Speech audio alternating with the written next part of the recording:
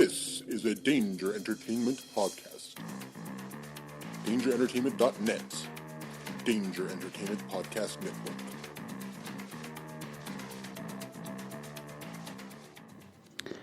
Please note that any comments, jokes, questions, maybe anything that we say on the history of bad ideas is all in good fun. And remember, we insult everybody. Our thoughts, opinions, questions, anything else, actions that we do on the show do not reflect any of our employers, organizations, advertisers, or anyone else that is associated with the history of bad ideas. And remember, at the end of the day, it's just a joke.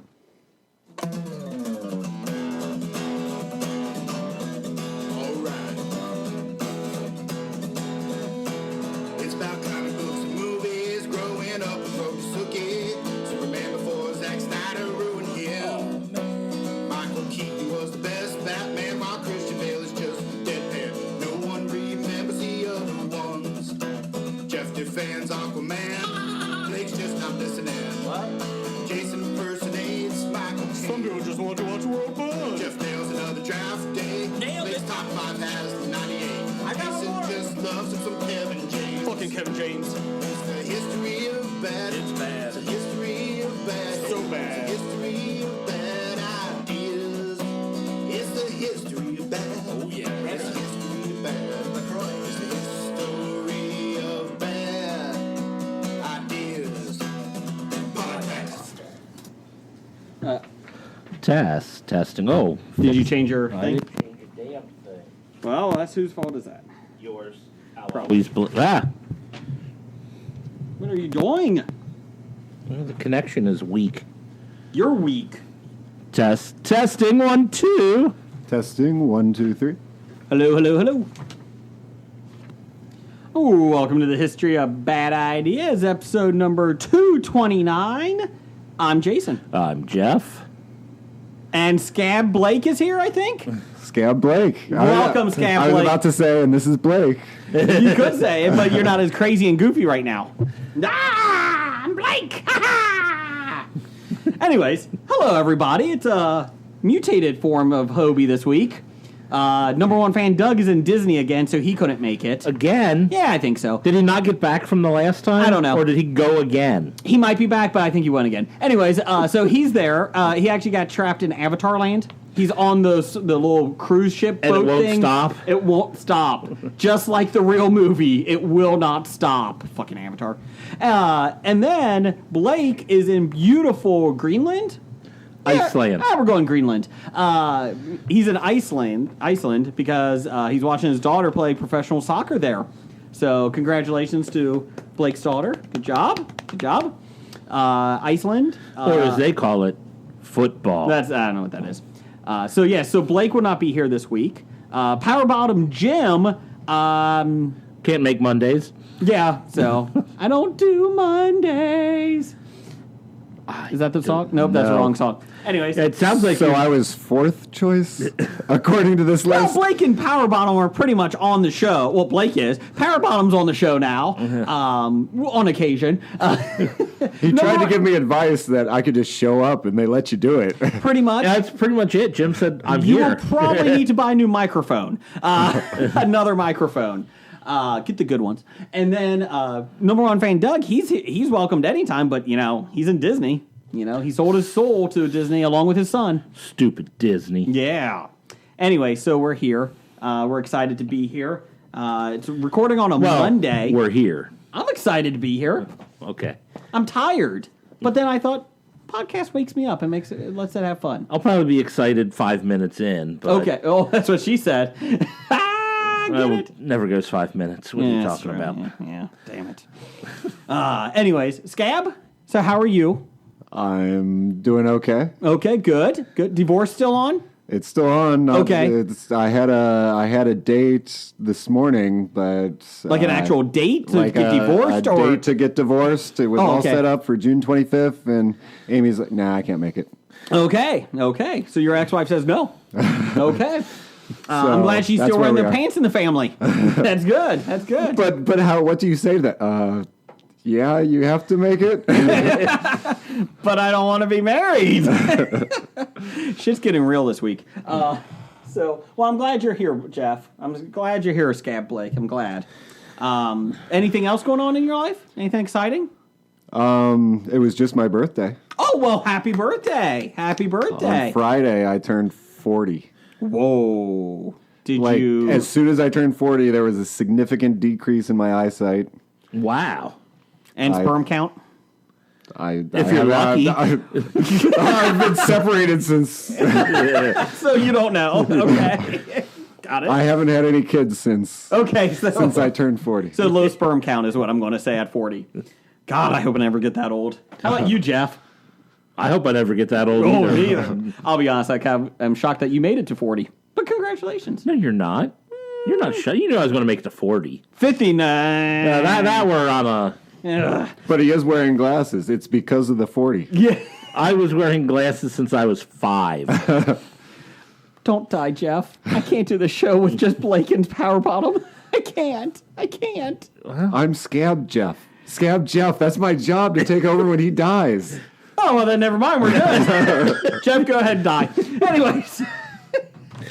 Thank you. I'm glad I'm needed now. Well, you are needed because who else is going to read the instructions to tabletop games for us? Good point. Yeah, see? You do serve a purpose, Jeff. A small one, but you serve a purpose. And that's Are all you we talking ever about need. my small purpose? Yes. Okay. You do have a small purpose. Anyways, moving on. Let's see here. Has anybody watched Westworld this week? I did. I did.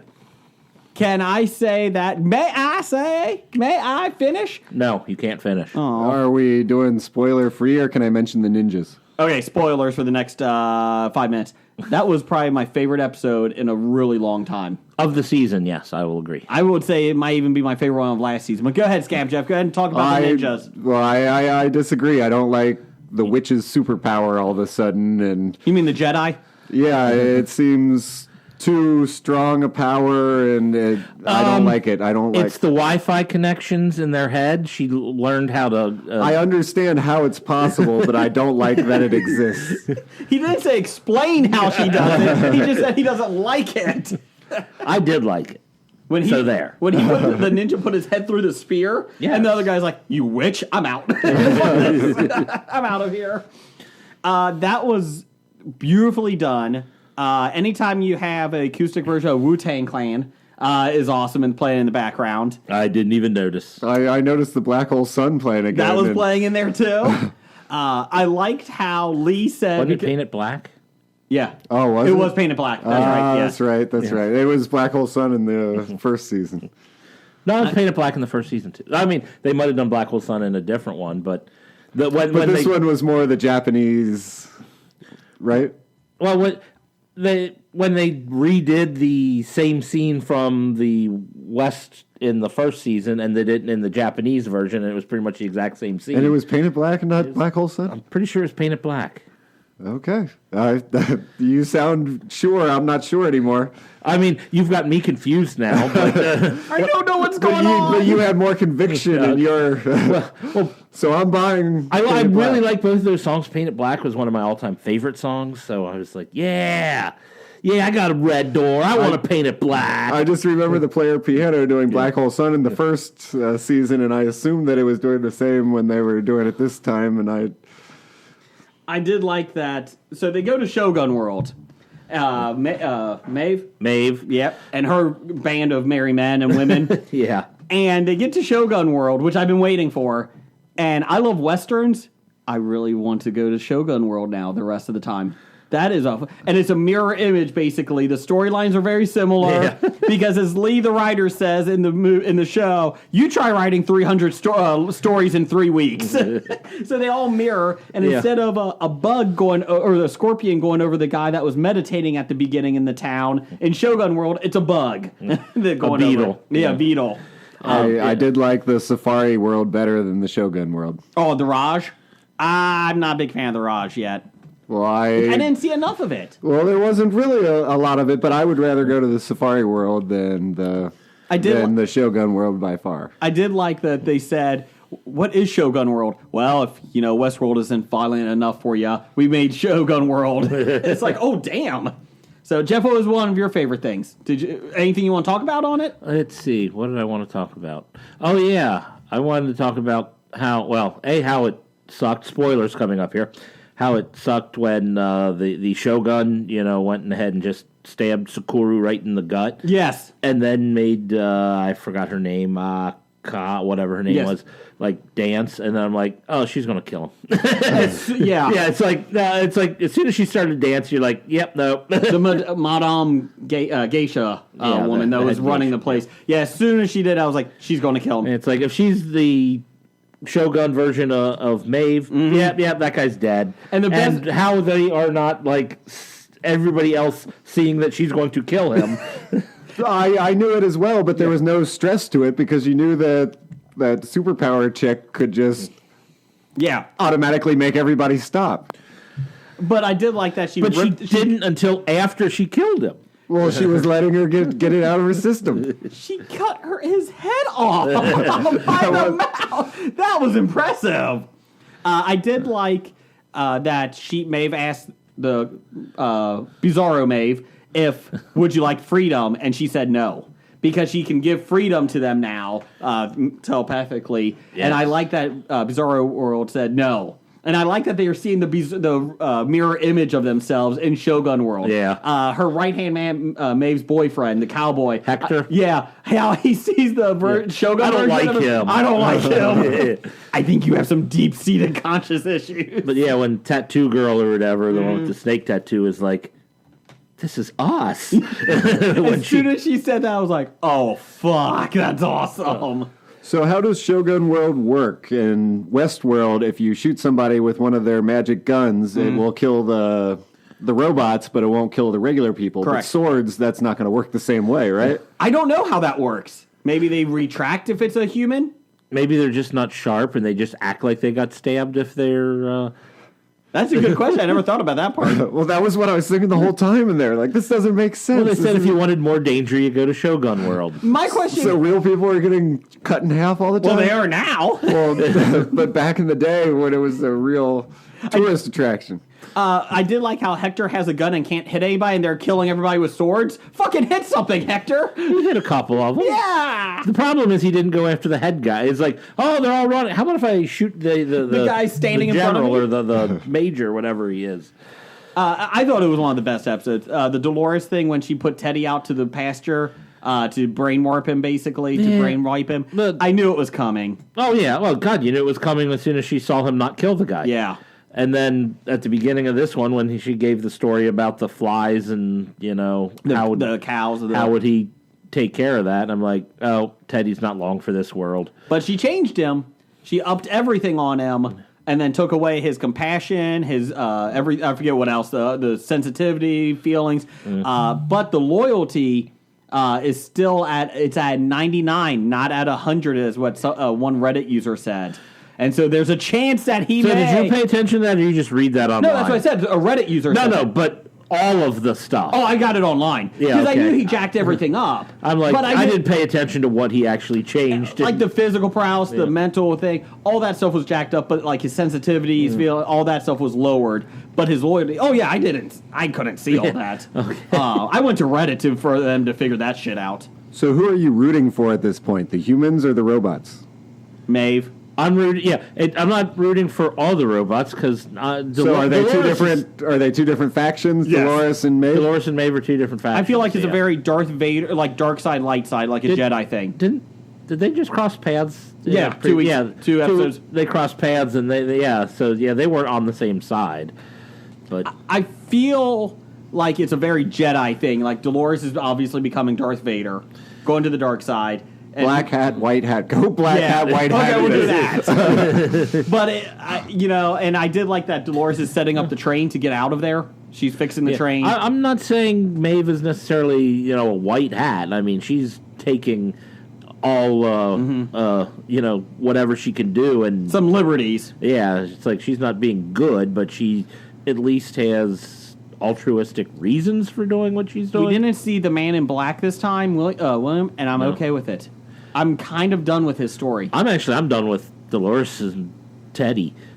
Yeah. I think they've had the most boring storyline so far this season. But they did a really good job acting. I thought, who's him? The guy that plays Teddy.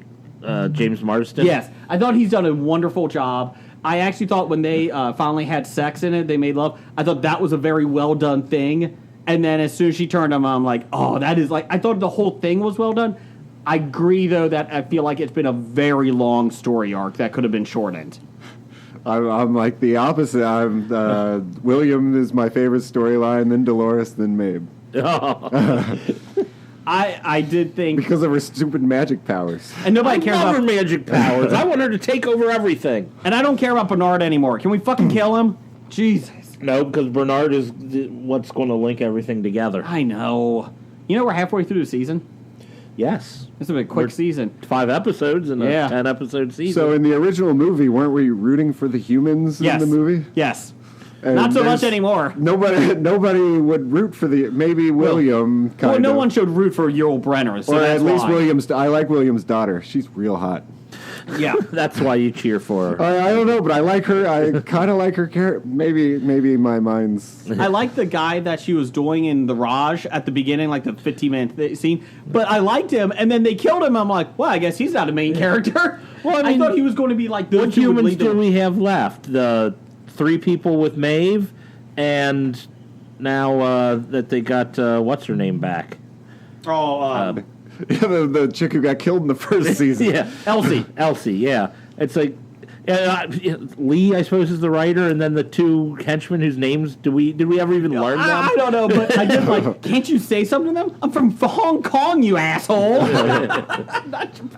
I thought that was funny. No, I did like that how was racist. Well, I meant the response was. Well, the response and everything, the whole scene was racist. I did like how they put them as the guys that were carrying the little thing. I thought that was funny.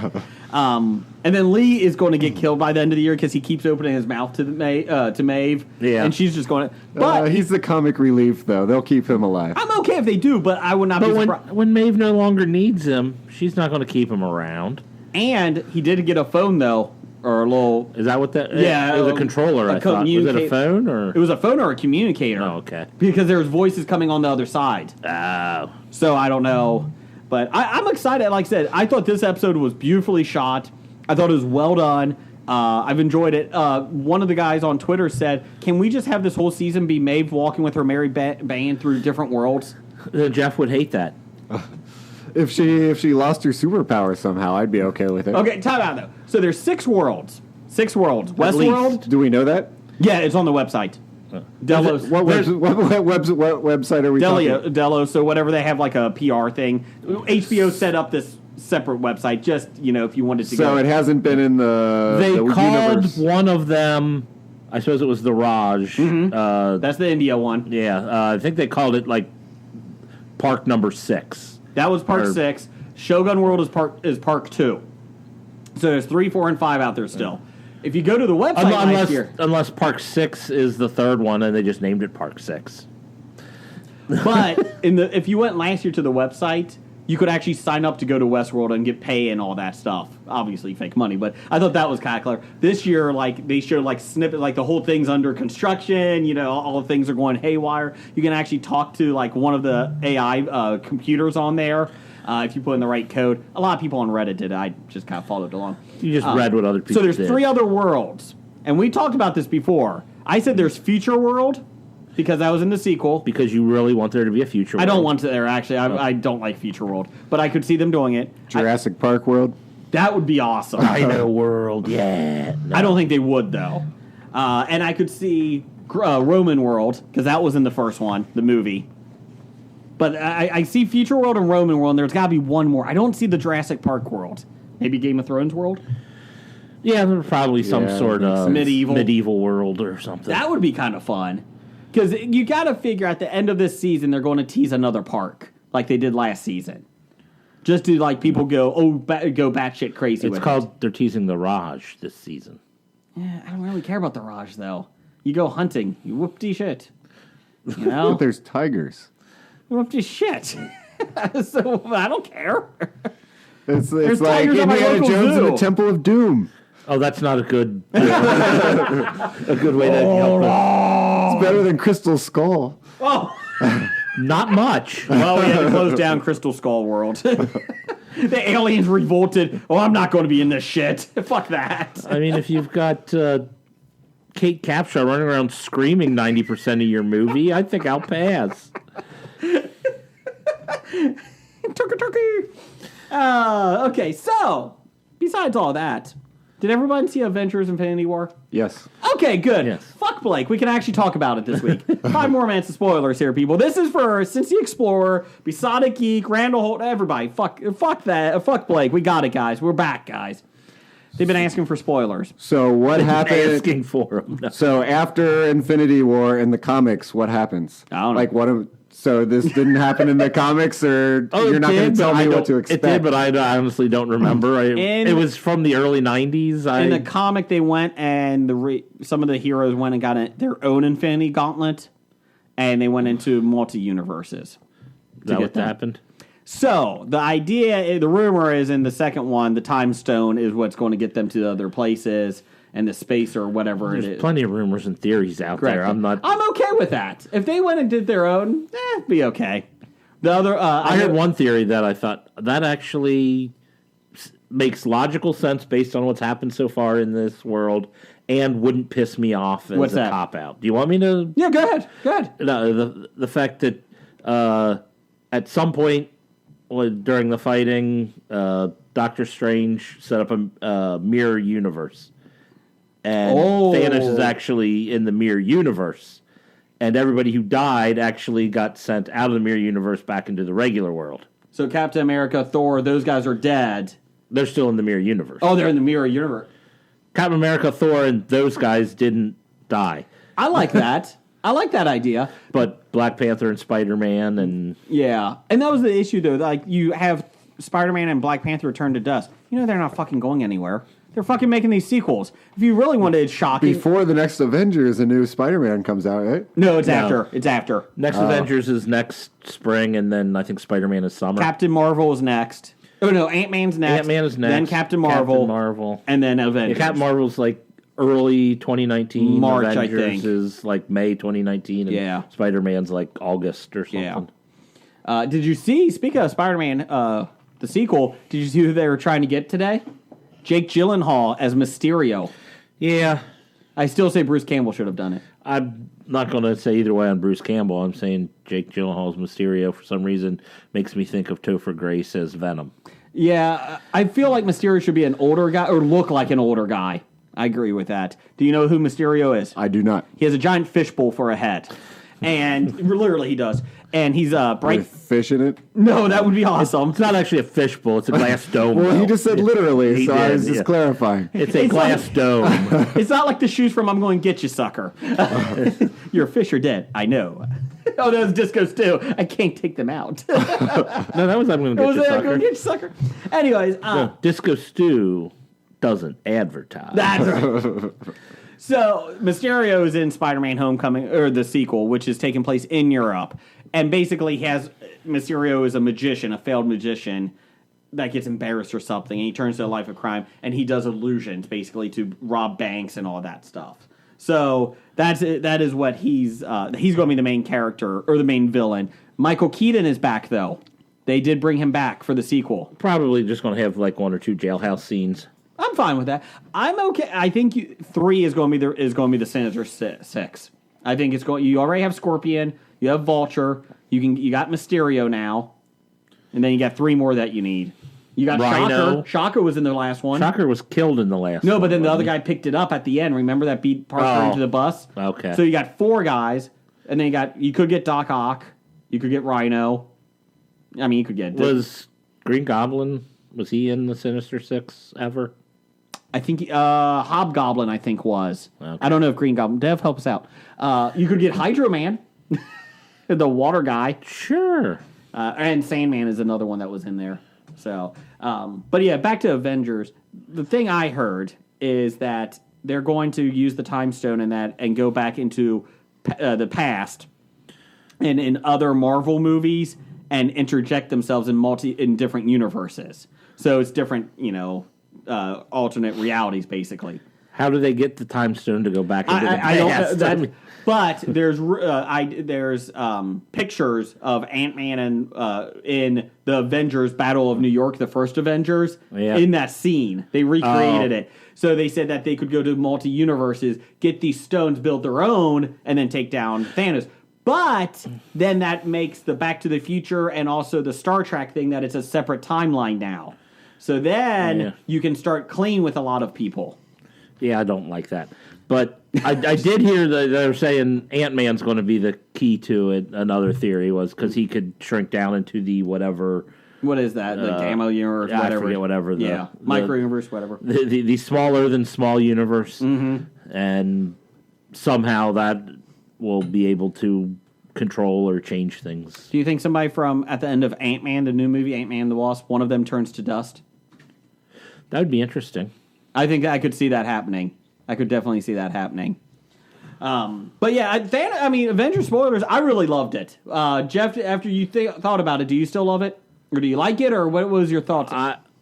Until I see how it plays out, I'm still reserving judgment. Okay. It is not a complete movie unto itself. If it were, I would love it. Exactly. But I know it's not. If they come back and say, no, actually, that's it. These people are dead. We're not going to continue on. Then I would say, great, love it. I agree. My comment coming out of the theater, I told Jeff, is, Scab Jeff, you're dark like me, so let's think about this. Everybody's expecting, like Jeff said, to fix this.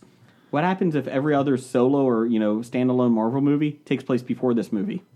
Spider-Man Homecoming. So technically Thanos wins. It's over. Exactly. That would make it good. But I think that it's bad because it's like half a movie. Mm-hmm. And if the second half, if you could put them together, then and the second half's good and they work together, then that would be good or okay. But by itself, if it were all by itself, then it would be a good movie. Do you like that Thanos basically became Wolverine and just went off into the woods and into his farmland and just rested? Yeah, that's what they implied that he would do the whole time. Did you like I think that they changed his character a little bit when he got all upset about Gamora and threw her off. That shocked me. Well, that surprised me. Because he was upset or because he threw her off? As when they got up there... It didn't surprise me at all that he threw her off. It surprised me that it got upset. Once she started laughing, I said, okay, now she's dead. Yeah. But it surprised me that she's dead because she is such a big character. No, yeah, I'll say what surprised me was because, she thought, he said, you have to give up something that you love. Mm-hmm. And she said, he doesn't love anything. And I'm like, are they actually saying he loves Gamora? I mean, yeah, that's what surprised me is that he was willing to admit that it was something he didn't want to do, and he made the sacrifice anyway. And apparently, it was a good enough sacrifice to get the Soul Stone. Yeah, I did like that Red Skull was protecting the Soul Stone. That was funny. That was not Hugo Weaving. Yeah, I found that out. Yeah, he did not come back. Fuck you. We don't need you anyways. Well, they still have to pay for his likeness. Yeah, that's fine. So everything that I was hearing was that everybody who got dusted goes into the Soul Stone, and then they were somehow going to get them all out of the Soul Stone. I heard that too. Is that crap? I don't know. They'll make up whatever story they want to make up. Because I heard that too, and then the Soul Stone with those characters is like a Secret Wars movie. I was like, oh, that's kind of fun. See, because what I heard, they were talking that where Thanos went off by himself. He went off. He's in the Soul Stone, like that, because it had an orange sky and all that. That he's in the Soul Stone because there was like baby Gamora in there with him. Oh, I didn't notice that. Wasn't there? Did I miss something? You might be right. I just didn't see it. Wasn't there like a young Gamora? I was more shocked that he won. I think that was my biggest. I knew he would win, but I didn't know it was going to be that big. Like, because I knew obviously there was going to be a second one, but that is interesting that he's in the Soul Stone. I don't know. I do like that he made a Doctor Strange made alternate universe. I like that. I kind of think that's clever. And did Drax turn to dust, or was he just standing so still that you didn't see him? I think he turned to dust. The only one. Those are my favorite memes that I see. They're talking about Drax standing so still, and that's going to be the. I think Rocket was the only one, and Groot. Was it only Guardians? No, Groot went. Groot went. Okay, so I think it's just- Rocket was the only one left from the Guardians. Okay. Well, Gamora didn't turn to. And there's stuff. another sequel of Guardians coming out too. Yes, right? there is. Well, Hopefully, it's going to be Rocket and Sylvester Stallone. Oh dear God! Please make no. Maybe we'll put Venom up there too because he was in Guardians for a while. I did hear that Guardians was the third one that they're talking about, and James Gunn has talked about possibly adding the Hulk to it. Yeah, I mean, they could add whoever they want, I suppose. Did the Hulk disappear? I don't remember. No. He was Hulk stuck did in not. the rock still. The original Avengers didn't. Yeah, Thor, Hulk, Black Widow, Captain America. and Iron Man. Yeah. Maybe Hawkeye did because we didn't see him, but Did Pepper Potts die? Because that's really a big thing. they didn't show Pepper at I all. don't really did give a they? shit. And she Well, ends up. except for the very beginning. How about going- Thor's girlfriend, Natalie Portman?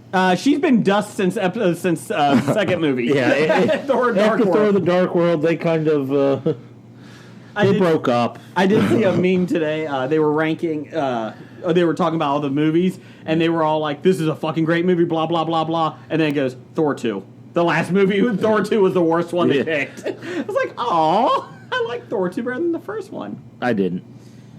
Looking back, Although at I think the one. Hulk was the worst of the. Oh The yeah, Incredible Hulk was the worst of the MCU movies. So, speaking of superhero movies, we had a Twitter poll of the week. You can find us at Bad Ideas Podcast or on Facebook at The History of Bad Ideas. But you can't do the Twitter poll on Facebook. That No, would but be a Twitter, you can Facebook follow poll. us and vote. This is one of our highest votes. Top 5 highest votes ever. Really? I was shocked by how quickly this caught on. What is the best superhero show on CW? This was over 350 votes, and in a span of a day and a half. So that was pretty good. That's not even close to our high, though. No. I said it's in the top 5. Top 5. Fucking Winona Earps. The Erpers really spammed us on that one. But I will say, this took off pretty quick because it's CW. Not many people talk about it as much. We had, what is the best one? Black Lightning, Arrow, The Flash, and Supergirl. We did have a couple people vote for Legends of Tomorrow and iZombie. I would have voted Legends of Tomorrow, but you didn't have it on I there. didn't, and I was trying to keep, I don't know what I was What trying about to- Riverdale? It's not a superhero show. It would be the best. What about Jughead? He is a superhero. He's in my mind. But Archie's abs.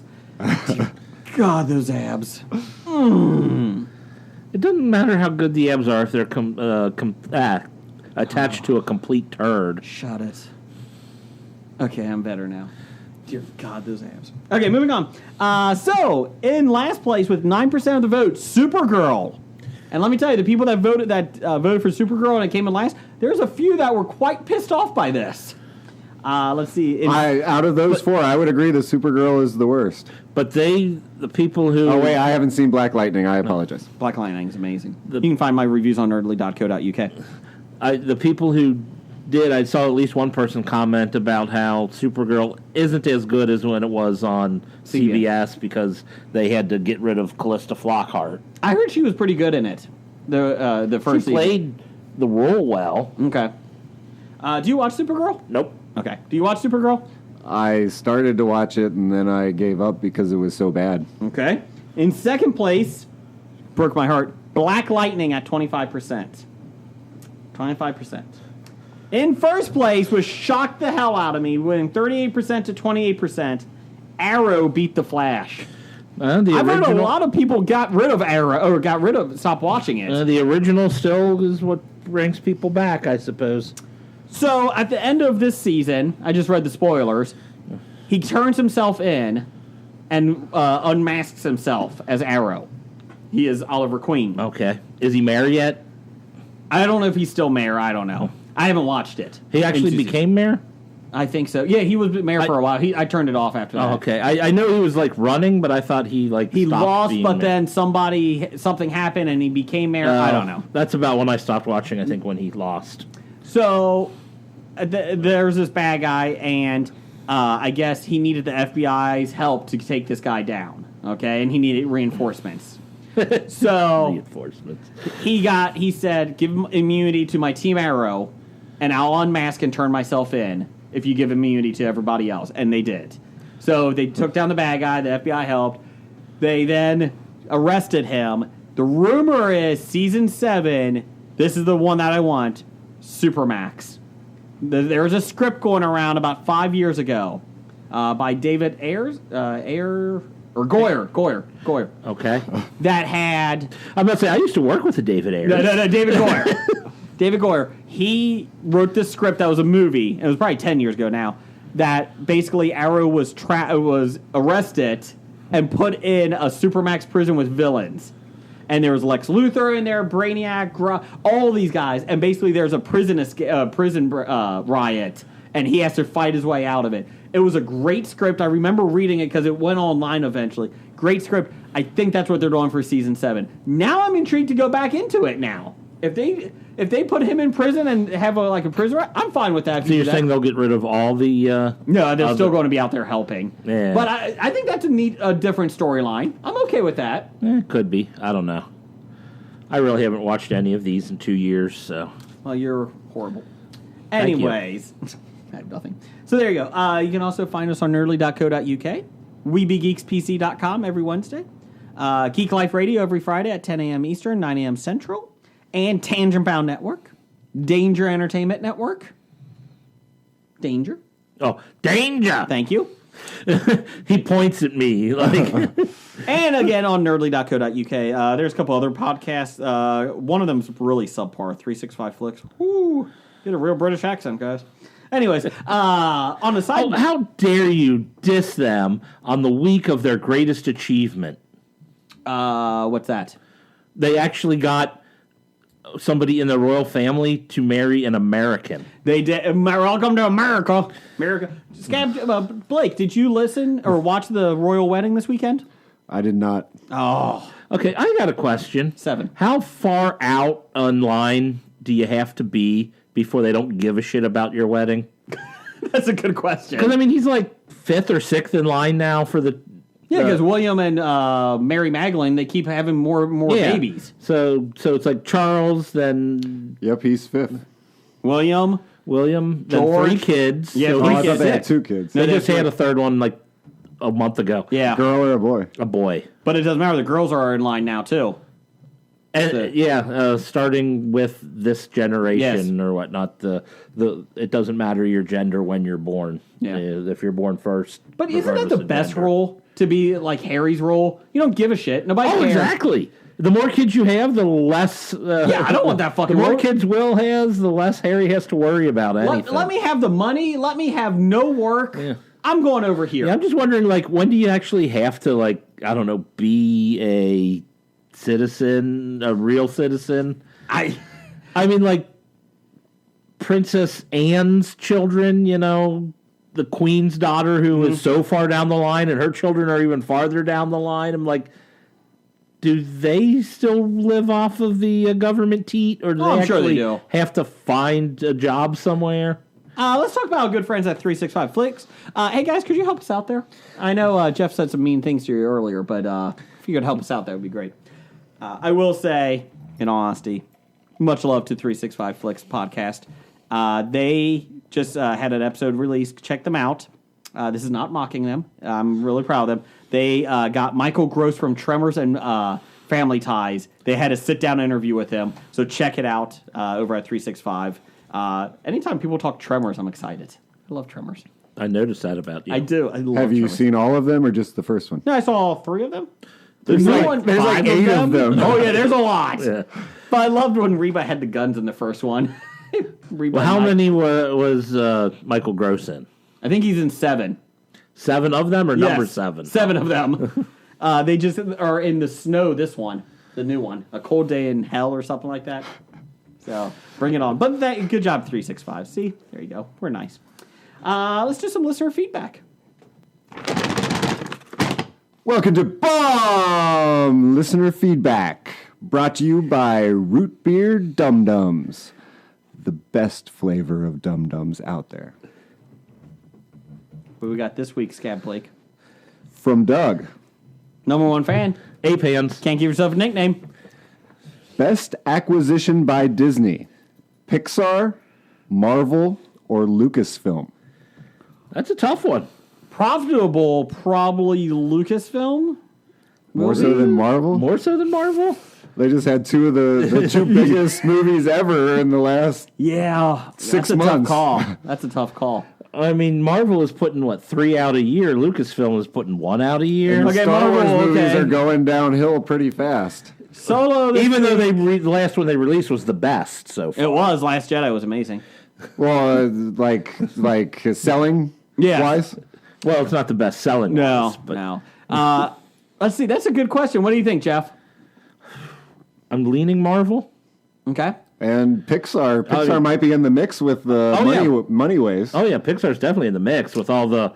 you get the children in, pshoo, boy. And you get the sequels, too. And the Pixar usually puts out quality. Well, I'm except looking for at you, good dinosaur. I'm looking at you, Cars franchise. Fucking Cars. This first one was good. Yeah, Cars franchise is probably their biggest moneymaker for the... Merchandise-wise, yeah. it is. They're $1 billion a year. How about if there was a surprise movie coming out tomorrow in one of these three things, which one would you most like it to be? Like if there was a surprise Pixar movie, a surprise Marvel movie, or a surprise Star Wars movie? I'll put it this way. I'll say Marvel, since the Marvel movies are the last ones that I went to for opening day. Mm-hmm. Like Solo opens up this weekend. I'm not have plans this weekend to see it. I'm certainly not seeing it Thursday night. I do. I'm not seeing it Thursday. I'm seeing it this weekend. Pixar, I still have yet to see Coco. Wonderfully done. And Marvel, I saw pretty much everyone opening day except for like Thor Ragnarok. I would say Lucasfilm because I'm a huge Star Wars guy. The issue is, like Jeff said, I don't care about the if it was a surprise Lucasfilm movie, I'm worried that it would be a prequel of some sort. Boba Fett's prequel, Chewbacca's prequel. Well, what if it was the one you want most from either end? Okay, one of the most. Like I would probably go Lucasfilm because I have seen Black Panther now, and I really don't know if there's any other superhero out there. Squirrel Girl. No, she needs to be neutered. I would say Spade. Spade. She doesn't need to be neutered. Spade, neuter, whatever. I don't know. Is there any other Marvel character out there that you're really looking forward to? I mean, it's a tough one. I'm looking forward to part 2 of the Infinity War. I get that, but like any new character that hasn't had one yet. Squirrel Girl. Besides her. Why is it besides her? Why Avengers can't it be West her? Coast? A West Coast Avengers would be cool. I'll be okay with that. You get Hawkeye back in a leadership role. Yeah. As opposed to hiding off somewhere. Black Knight. He was so bad. He's wearing armor and chainmail to battle. What's wrong with that? That's what you wear when you're a Black Knight. I don't think he's going to have any mobility. So you're saying I should change my top 5 list? Yes, then. you should, because as a horrible person. Jeff, Black Knight. He was in Avengers West Coast in the 80s for a while, and he literally was a knight. And he had chainmail and everything, and he had a helmet on. And I'm like, even as a kid, I thought, that's not very well thought out. Like Chainmail or plate mail? Chain.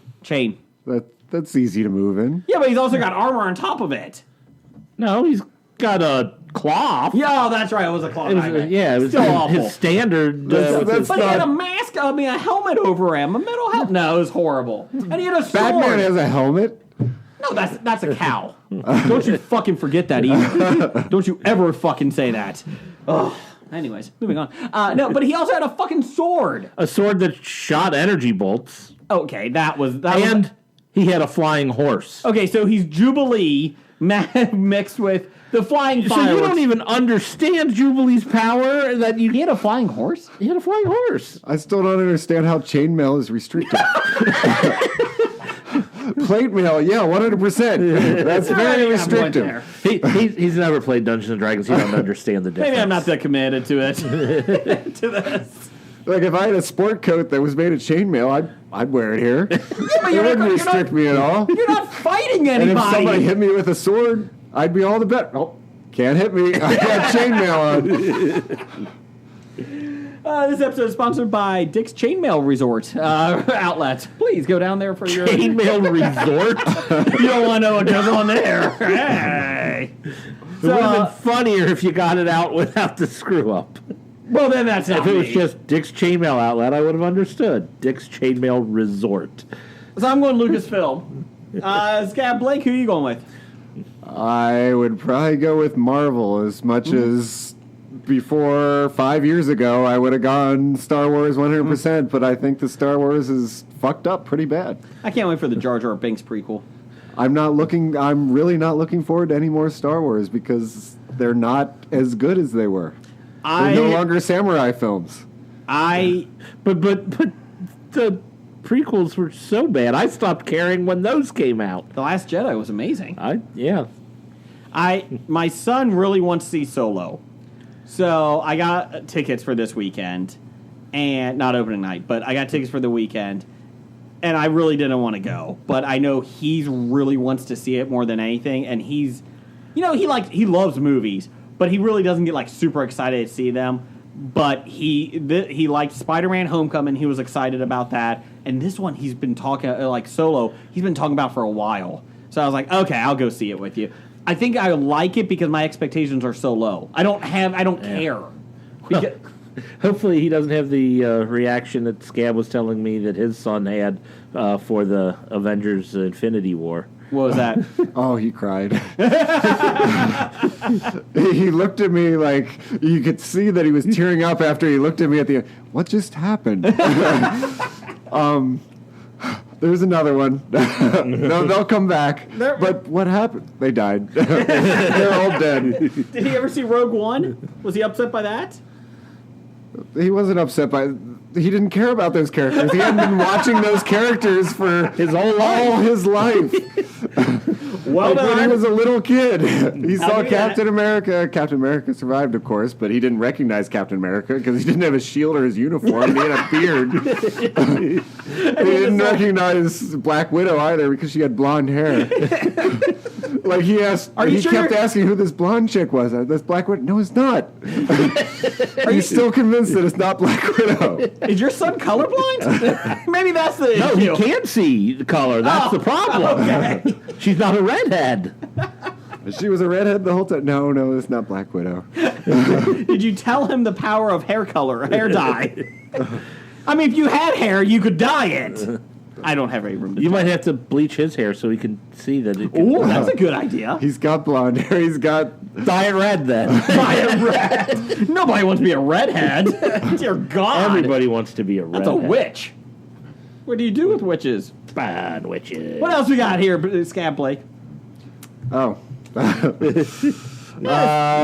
From Chris Richardson. Mm-hmm. And YouTube Red totally sounds like a porn channel, right? It totally does sound like a porn channel. 100% it does. I wish it had porn on it. Only because of this question, I would believe that it's not actually a porn channel. YouTube Red is their pay service. It's their original content. Cobra Kai's on that. Apparently, if you subscribe to YouTube Red, all your YouTube stuff is commercial free. Yes, it is. Is there nudity on YouTube Red? I don't know. So it might kind of be a porn channel for YouTube. It could be. It could be. The only thing I'm aware of currently that's on there for original content is Cobra Kai. I think there are other things, but I don't know what they are. They're making a second season of Cobra Kai. There'd be 2 seasons of Cobra Kai on there. I mean, I'm sure they got other program, but I just don't know what it is. Listeners, you're always so good at letting us know at Bad Ideas Podcast. Could you tell us what's on YouTube Red? Yes. Anything? Just tell us. It'd be great. Just tweet us, Bad Ideas Podcast. What else you got? Corrections. I don't know if there's like a theme or something. I never listened to your show. Blake's wrong. Corrections. Yeah, no, there is no theme. Jason just made that up. Very well done, though. But you can cut that out and then put it as the theme from now on, right? Nope. Because that was genius. From Heno. Heno. Sorry, Blake, but Private Mellish's personal antagonist was not Steamboat Willie. #correction. #Fav5fail. That was from his top 5 last week. Yeah, I don't remember any Steamboat Willie references. I must have missed something. But you know what? I'm going with you're correct, Heno. Well done. I certainly believe that Private Mellish's antagonist was not Steamboat Willie. The problem is I don't remember anyone saying it was. So. Private Ryan? Saving Private Ryan, yeah. I remember him telling the story about why he hated that guy. Uh-huh. I missed the reference to Steamboat Willie, so please don't make me go back and listen to my own show. Or Blake. What else we got? From the Pop Culture Podcast. What popular podcast do you listen to? I mean, podcasts that are in the mainstream or have famous / pop culture people hosting. So you don't count. Yeah. Well, we are the professional amateurs. Yeah. And we do have a following. I am going to say there isn't any that I would say that I listen to that have a famous person doing it. Mm-hmm. Probably the most popular one that I listen to is Trivial Warfare, a trivia podcast. It's gotten pretty popular lately in the world of trivia podcasts, but that's it. I listen to How Did This Get Made once in a while. I love that show. I don't listen to it all the time. It's only on movies I see. Like, they take a bad movie and then they talk about it. But I like the live audience ones that they do. I'm listening to the Phantom one, the Billy Zane movie. They reviewed it, and then they talk about Slam Evil. And then Unconcluded is one that I just started listening to. It's about Jennifer Kessie's vanishing in Florida back in 2005, I think, 3, something like that. Basically, she was taken from her condo complex. Rumors were that it was a construction workers that did it because her condo was under construction, like the whole complex was. And the reason why it's so creepy is because they saw her car parked like 3 miles away at another apartment complex. There was a camera. Well, this was back in the early 2000s, so the camera wasn't always live. Working properly? Yeah, it was every couple seconds it would take a thing. And they have the guy getting out, or the female, you don't know, and there's a gate, like a barred gate, and you only see the leg, the back leg, and like a back part of them. And then the next frame is you see like a little bit of long hair, like a bob cut, and that's it. You can never get their face. It's always skewed by the bars. I think I clearly don't know what a podcast is. I thought that it was just audio, right? It is. I'm sorry. This is the evidence that they've had out there. he listens to people talking about it. So they're just explaining it. Well, no, they actually are trying to figure out who did this, and more than likely who killed her. But that was all visual. Well, I'm just telling you that's how she was kidnapped or killed. This was back in the day when I was following it. Started following it. I'm just giving you the evidence that they had at the time. Okay. So now these guys are trying to figure out what's going on, who took her, how it happened. Jason gets sucked into these things. I love unsolved murder mystery things. I'm watching Evil Genius now. Oh, I finished that. Don't tell me I'm 2 episodes in. I've got 2 episodes left. It was Michael Jackson the whole time. Damn it! Told you not to tell me. I thought it was Old Man Withers. I did not expect in the first 10 minutes for them to show the bomb going off. Oh, God, no. No, they're not going to show. Oh, my God. Okay, so Evil Genius in 2003 in Erie, Pennsylvania, there was this guy that had a collar strapped to him. He was a pizza delivery guy. Oh, okay. He goes into the bank and says that I have a bomb on me. You have to give me the money or they're going to blow it up. And then he walks out and the police catch him and there's like, I got a bomb on me. They're going to blow it up. But he's like real calm the whole time. So nobody thinks it's really going to blow up. And first 10 minutes blows up. And they show it. And they show it real graphically. Oh. And this was in 2003, Erie, Pennsylvania. Basically, he was supposed to go to 4 checkpoints to get the keys to unlock it. Well, they figured out that only 2 of the tumbler, you only needed 2 of the keys to unlock it. He obviously never got that far. Well, yeah. But, and then there's a whole backstory of who did this. Was he an accomplice? They said he was kind of not he lacked some intelligence. You're throwing spoilers out there and you're asking me not to throw the spoilers towards you. I could tell you who did it. No, don't tell me. I can guess. But there's a whole cast of characters in this show, this documentary. And yep. It was kind of like that. It's like a Dukes of Hazzard. And my wife and I, That was a Dukes of Hazzard? Okay. Yeah, fuck you. I'm not the only one bad at impressions. Yes, you are. Yes, I am. But my wife and I started watching it because we watch all the Datelines and that. And in the first 10 minutes, and like she's not into like graphic violence at all. And we're watching it, I'm like, they're going to show it. Oh shit, they're going to show it. Boom! And she's like, whoa! And she's like, I was not wanting to see that. I didn't expect it to go off. I didn't know it was a bomb. I thought that he was faking it the whole time. I knew he died. I knew it went off. I just did not expect them to show it. And now we just spoiled it for everybody else. That's in the first 10 minutes. But still, Doesn't those mean- were an intense 10 minutes for me. Doesn't mean it can't be spoiled. When it started ticking the bomb, and I was like, oh dear God, they're going to show it. Oh dear God, don't show it. Please cut away. Please cut. No, oh God. So now you've narrowed it down to the second that it happens. So when they're watching it, they're not going to be surprised by it. They're going to, oh, it's ticking. Jason said it's going to happen very soon. Let me help you. Spoilers. So Unconcluded is the one I've been listening to. Binge listened to them. Who is on that? Anyone we have heard No, of? nobody famous, but it's like a serial. Isn't like the that podcast what we were talking about, famous? is popular. It's popular in Florida, I should. But they've got. Oh, it's Florida popular. Well, I think they got 1 million downloads in the first 5 months. So, I mean, it's a pretty popular podcast, but the problem is that I don't think they're ever... There's some episodes you're like, okay, that was a reach of an episode, but they are quick episodes. They're about 30 minutes, so there you go. What else we got here, Scab Blake? Well, is this a reach of an episode that we're currently doing? Maybe. Shh. Don't tell From them. Besotted Geek. What kind of moron records on a Monday? Jason. Blame my son who has a game tomorrow.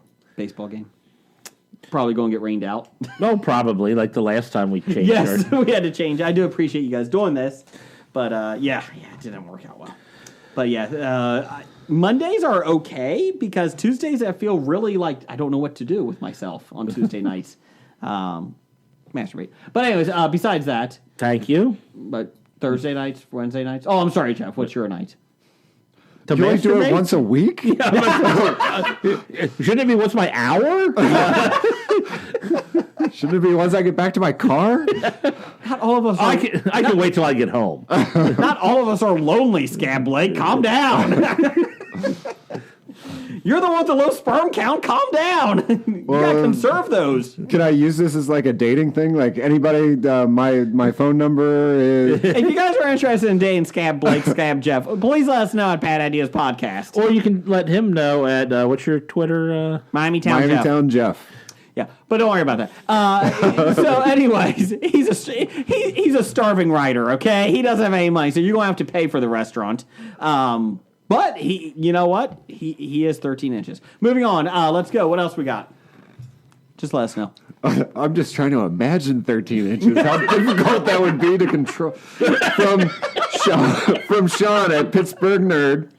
Will the next season of Arrow just be the unused Supermax movie script? I feel we already talked about this. Sorry about that. I guess I spoiled that one. Yeah, Jason ruined that question. So next. Sorry, Sean. From Des Hassing. I'm glad you Hassing. listen. The most educated listener. Why is... Jeff. Not Scab Jeff? No, not No. Skip. Why is Jeff cooler than Brigger? His body temperature is lower. Is it? Maybe. I think I sweat a lot more. I don't know. I sweat a lot. Oh, maybe that's why. I think the answer to that is always the beard. Have you seen Jason's beard? It's very patchy. Yeah, when he actually tries to let it grow in, it gets patchy, like he's got the mange. I keep asking my wife, "Can I grow my beard?" She's like, "No." When was the last time goatees were in? Ouch! If I couldn't grow a full beard, I'd have the goatee. I'm sorry, my wife actually likes it. How does your wife like the beard? My wife doesn't like your goatee. I can guarantee that. Touche! I don't have any words on that one. It's getting a little rough in here. Damn. I thought we were Maybe 365 will chime in on the beard versus goatee. All I'm saying is, I thought we were going to have a nice, very civilized discussion about your divorce and mock it, but now you're coming after my facial hair. Jeez. Truthfully, the answer to Dez's question, getting us back on track here, the true answer is because everyone is cooler than Brigger. And since I am part of everyone, therefore, ergo, I am cooler than Brigger. That would include me as well. It would. But I have facial hair that's not a goatee, so... I don't know how to react to this. I was not expecting that insult. See, you want me to back you up here? Yeah. I don't do something because it's in. I do something because I want to do it. I did something because my wife said, don't shave it. Yeah, because you look too much like your brother, and that freaks her out. Many, many, many years ago, we got into a fight. I don't even know if we were married yet, or we might have just been married. We got into a fight, so I decided to shave it. That did not go over well. That did not help the argument. So if we ever fight, she's like, don't shave it. Sorry. Moving on. From cousin Pam Morris. Anyone watch Requiem, a BBC show that's only 6 episodes? Thoughts? What did you think of it? No. I loved it. I'll do the Neil from Archangel. No, I have not. It was awesome. I have not seen it, but I loved it. It was awesome. I'm intrigued to see what it is. Could you please tell us, Pam? Scab? I honestly meant to watch. I saw the outline and I meant to watch it today, but I forgot, and we're to this point, and I have no idea what it's even about. I'm betting it has something to do with death. Maybe.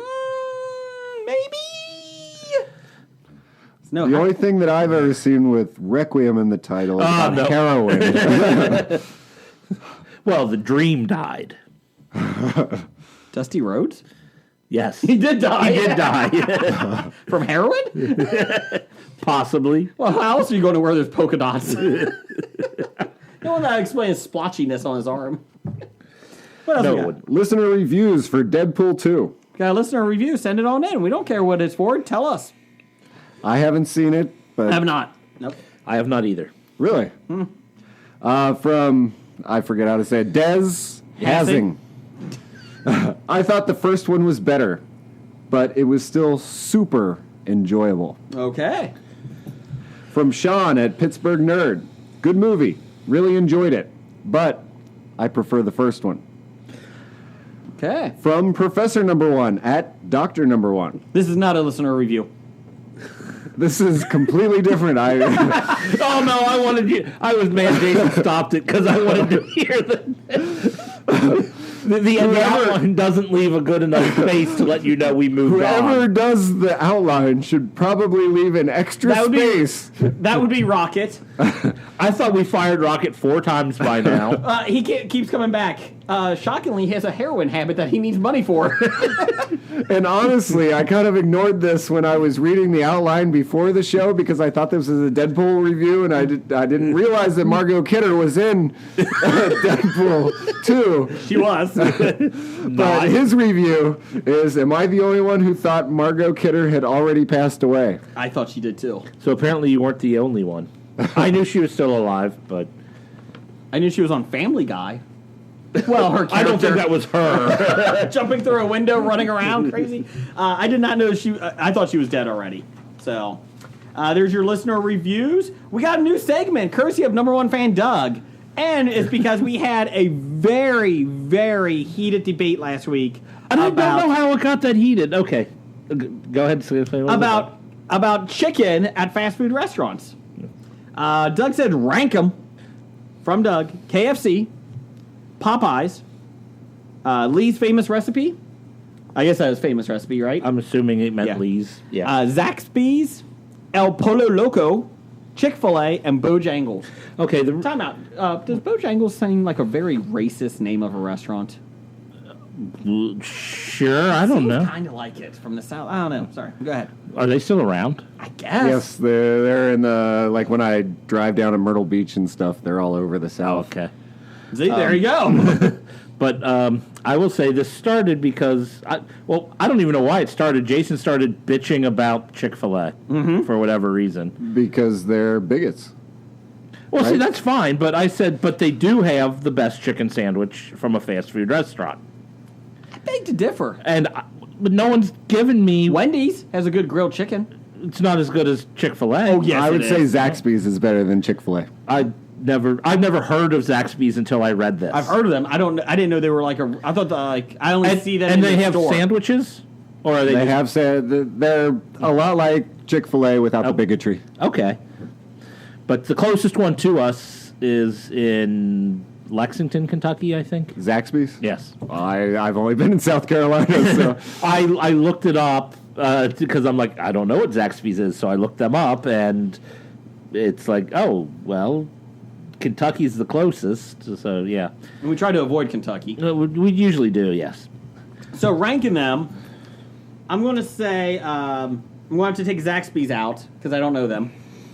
El Polo Loco I'm going to have to take out. Yeah, I've heard of them, never eaten them. Bojangles looks nasty. So that's Bojangles, last. I think I've had them like in the 70s.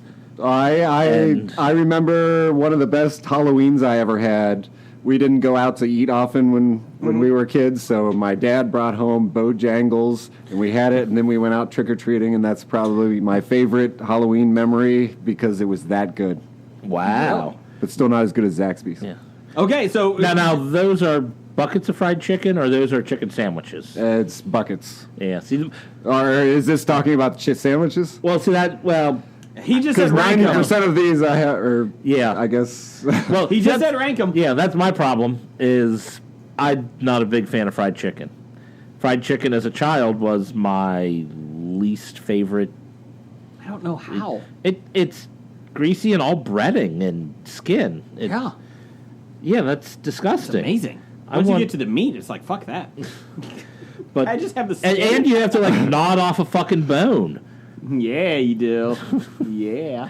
But I was just a I nice, do like the skin. nice chicken breast sandwich. That's why I'm listing of these listed here that I have eaten.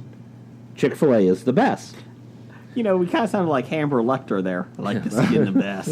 Oh. Yes, like when part of my skin is like cut and coming out, I love to bite it off and just eat my own flesh But because yeah, I love the skin. I would say Chick-fil-A. Then the others are all fried chicken. So How's famous recipe, KFC, Popeyes, and He's the known me other longer. three I don't know. What would you? I'd go Zaxby's, Bojangles, famous recipe, KFC, then Popeyes. Although Popeyes might be higher, I just had it once and it wasn't a great very experience. burned. Oh, they It was very spicy and yeah. Dry.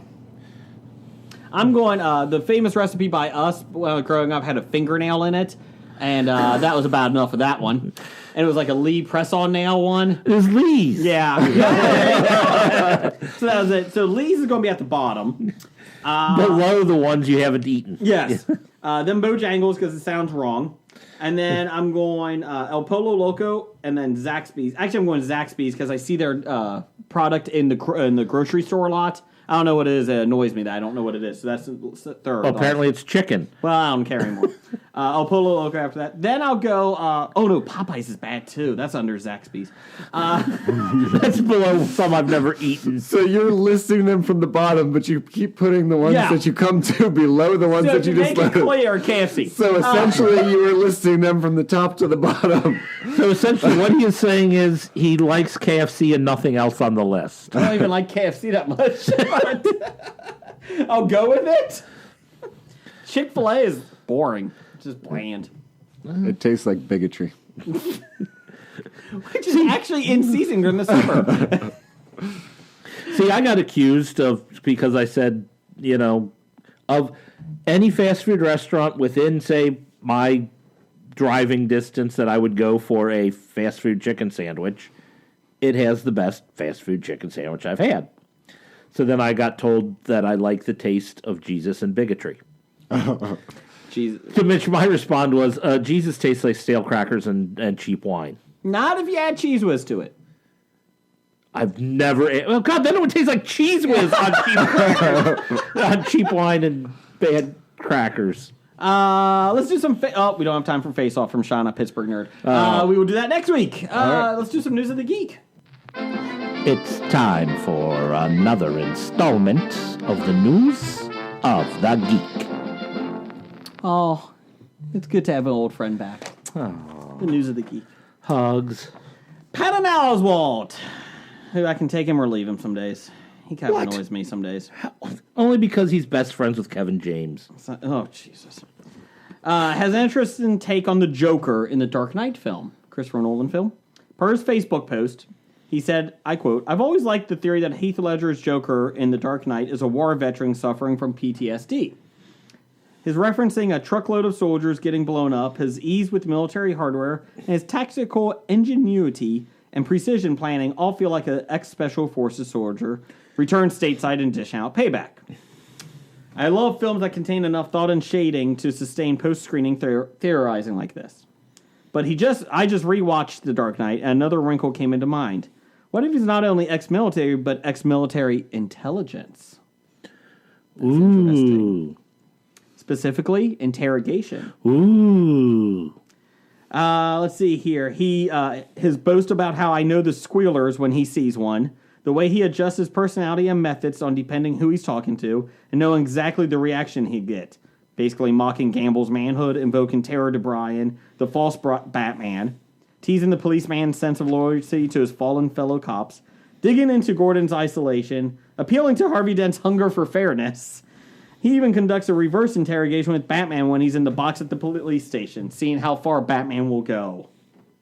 So he goes on, in the end, he tries to mindfuck an entire city, and the city calls his bluff with the bombs on the boat, basically. Or is that what he wanted all along? He plummets to his seeming death, laughing like a child, and when he's rescued by Batman, the only individual he couldn't manipulate or break, he's blissful and relieved, and visually turned on in his head. Even the language he uses when saying goodbye to Batman, describing their relationship as an irresistible force meeting an immovable object, is the kind of thing an interrogator would say ruefully about a fruitless session. It didn't matter how he got those scars, it turns out. Ha ha ha. So there you go. As one of the posters on the site, Cody Glive said, Joker also directs Batman's interrogation of him like an instructor with a newbie, like he basically guides him in it. Never start with the head if the victim gets all fuzzy. Fuzzy. I also just realized he said the Joker uses the Russian dogs against him and later sicks them on Batman, just like the pictures from Abu Ghraib. How do you say it? Thank you. Of the prisoners being terrified by dogs in real life. So I thought that was an interesting thing. He has some good points sometimes with that stuff. I like the idea of that. I never even really thought about or even knew that was a discussion that he was military intelligence. I did not know that either. It makes sense, though. I like how you never really knew anything about him. That's the point. But that kind of takes away from the Joker thinking that he was in the military. I don't like the idea. Really? Because in theory, he's just a crazy guy. Right. And he doesn't care. He has no past. He has no future. He's just this chaos. Well, he has a past and a future. You just don't know his past and future. But I like the idea that he's chaos and military and chaos don't seem to mesh. I agree. The Jokers I like. But I see that I just totally went a different way than what you were arguing there. But I like the Joker. Maybe it's because he was military and everything was regimented or something that he wanted to embrace the chaos. I like that idea. Something caused him to want chaos, and maybe his superstructure bred chaos. But I don't like the idea that there's some reason behind the madness. I just like that there's madness there. When he's burning the money, the mob's money, I love it. I don't care about your fucking money. Here, go get it. I agree. I don't like the Jokers that have backstories. I don't need them. And especially in the Batman books that they've brought it down to that there's been 3 different versions of Joker. 3 different versions of Joker in the comic books. Yeah, the comics have specifically he had mentioned that Joker was 3 different people at different times. So Jack Nicholson, the guy from the Adam West, and then Cesar Romano. Cesar Romano. It's Romero. How dare you? Oh my God! I threw an N instead of an R. The letters are so close together looking. You just put it down a little bit more. And you mock my speech impediment because you call it a speech impediment. How dare you? I was diagnosed with one, you mother. Yeah, and your speech impediment has nothing to do with mispronouncing these words. That's what they said. No, not by they. I said me. Moving on. I agree that I like the Joker. That's just crazy and wild, and there's no reason for it. Or the Jared Leto one. That was really good. No, it wasn't. According to Jeff Merrick of Sportsnet. Whoever he is. He's a reporter with Sportsnet. Oh, okay. Not Sports Night, though. I'm Casey. There's a recently drafted prospect, one who hasn't been named, who has a video game addiction so severe it would likely result in him missing out on his NHL dream. During the latest edition of 31 Thoughts podcast, fuck you, Jeff Market and Elliot Friedman discussed the prospect with a video game addiction. On video games, I'm not going to say the player's name. I really doubt he's going to make it to the NHL. It's because of a video game addiction. To the point where his junior general manager told me that they've had him go to counseling over it because he'll play until all hours of the night and into the morning, and then he'll have no energy the next day. He'll be a write-off, and it is that bad. He has this compulsion for playing games until all hours. I swore I wouldn't say the player's name, but it's unfortunate. He's a recent first-round draft pick for a very, very prominent NHL team. What makes an NHL team very, very prominent? You're not Florida Panthers. Okay, so any team other than the Florida Panthers? I'll get to that in a second. I'm going under the assumption that the Blue Jackets aren't very prominent. No, they're not either. So it's not one of my team's guys. He said, again, this is information that's 6 months old. You might say a year old even now, but it's a terrible story because this guy's a good junior hockey player. This guy's a good player and is a high pick. I'm probably saying too much right there, but there's a good chance he's never going to make it to NHL. And his general manager said, yeah, the video game addiction is bad. So there you go. The funny thing is, or not funny thing, online people started going into it, and there's two guys, one from Philadelphia.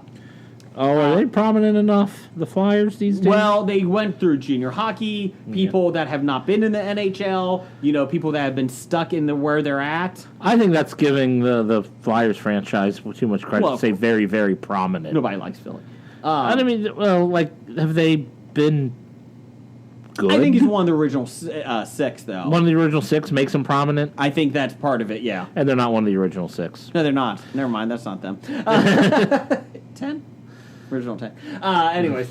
And then they said the other one was a Montreal guy. And there's two guys out there.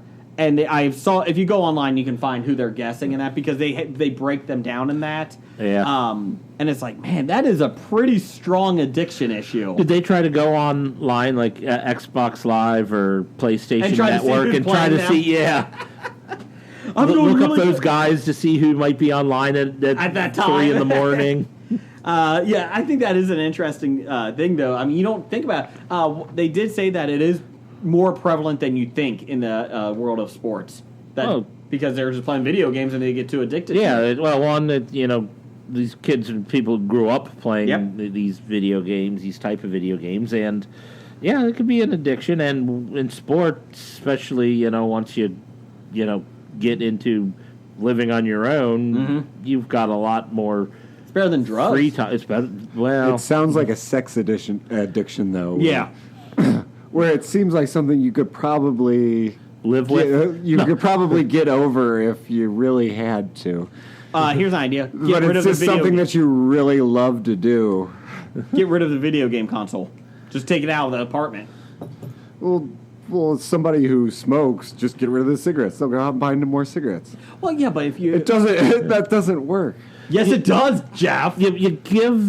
You have someone put strict timers or limits on the video game. So they can play some so they can get their fix, but then they have to go to bed at midnight. Or play hockey video games. That's what they said it is. He's addicted to NHL, EA's NHL game. He's better on the video game than he is in real life. That's the part of it. They said he was addicted to NHL. And they're like, maybe he should be addicted to the real NHL. I should say, not get rid of it. If you're the manager of the team, though, Des Bryant, for the first 2 years as a Dallas Cowboy, they had people watching him and helping him, so he didn't get in trouble. I think you could do the same thing here if they're that high of a pick, especially a first-round pick. So I just thought that was an interesting story. And quickies per variety. Amazon announced that The Hunt, an original series... Oh, The Hunt. I thought it was something else. That was the Queen's Seaboard. Original series created by Jordan Peele about Nazi hunters has been given a straight-to-series order. Set in 1977, the show follows a diverse band of Nazi hunters, according to Variety, who discover that hundreds of high-ranking Nazi officials are living among us and conspiring to create a Fourth Reich in the U.S. The eclectic team of hunters will set out on a bloody quest to bring the Nazis to justice and thwart the new genocidal plan. I think when they say bloody, they actually mean physical blood, not the way the British say bloody. Oh, well, that's depressing. Like killing Nazis? Yeah. Nazis. Killing Nazis. I'm intrigued by this. It sounds kind of interesting. I still haven't seen The Man in High Castle. Neither have I. Is it It's good? rough. The first season's decent. The second season, I finally gave up. It was rough, and they're making a third, and that's probably it. They said it's cost too much money to make. We actually talked about that a couple months ago on here, but it was good. Like, the pilot was really fun. Like, I enjoyed it, and then I got through the first season, and it was getting rough to watch. Can you watch the pilot and be satisfied, or is it like, oh, what's going to happen next? Or can you just say, that was a nice story and be done with it? I think that is true. Like, I watched the pilot, I was like, okay, that's fun. And then I never saw, like, it didn't come out for like 6 more months. I was like, oh, I guess I could watch it now. Because I enjoyed it, but it wasn't, I don't know. I thought the pilot was well done, but the series, they just kind of went in the wrong directions, I thought. I like that Japan and you'll see this in the pod, Japan and Germany split up America. North America, they had, half and half. So they were trying to, negotiate on it. And basically the story is Japanese were trying to... You're just throwing spoilers at me, even though I said that I haven't seen it yet, implying that I was going to see it. Basically, the Japanese are trying to take over the other half of the U.S., and they're just waiting for the Third Reich to die. Anyways, moving on. That's in, like, the first episode. You're fine. Maybe that's all he wants to watch is the first What episode. if I give up after the first episode? Well, then you're a quitter. But you told me to be a quitter. I don't know what I say half the time. Hey, Jeff. What are you doing September 14th through 16th? I'm going to be at the Cincinnati Comic Expo. Scam Blake, what are you doing 14th through the 16th? I was probably going to go to the Cincinnati Comic Expo. There you go. Maybe buy a llama. Can you bring Monty the llama this time? I was probably going to buy a new one. Oh! Monty's going to get a brother or sister. That's right. Or a lover. This September 14th through the 16th, there is speed dating at the Cincinnati Comic Expo. So that's good too. You could find a date. Hey, you're newly divorced. You can find a date at speed dating. That's awesome. Anyways, Carl Urban will be there. Kobe Smulders. I don't have a goatee, so my chances are higher than some people's. Anyway, so Kobe Smulders, Carl Urban, Winter is coming. LeVar Burton is going to be there. Coster-Waldau. That's right. They're all coming. Summer Glau. And Agent Coulson himself is going to be there. Clark Gregg. Phil Coulson. Who's Summer Glau? I've heard that name. Is that She's the in one Firefly. Okay. And Amongst other things, including The Cape. 6 seasons in a movie. Yep. So go, and lots of comic book artists and writers. We have them all on our Facebook page and on the Cincinnati Comic Expo Facebook page as well. September 14th through 16th, Duke Energy Convention Center. Hobie will be there. We have a table. It's official. So we'll be playing lots of trivia down there. We'll be recording some episodes. So come on down and say hi to us. And you can get your tickets at CincinnatiComicExpo.com.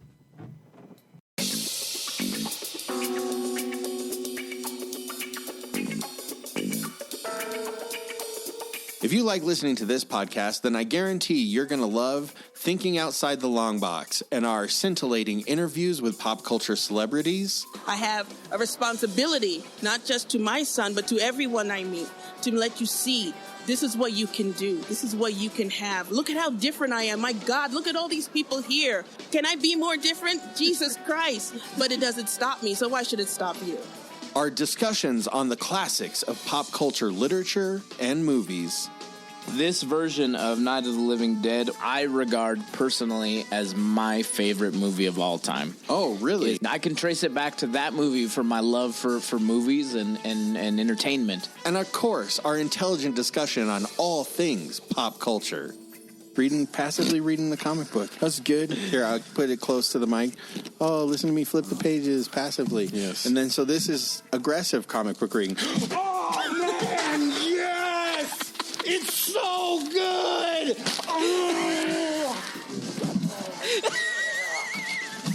It's like that. Wow. Well, maybe not so intelligent. To listen to us, search for Thinking Outside the Long Box at iTunes or Stitcher, or find us at www.totlb.com. Now back to your super interesting show.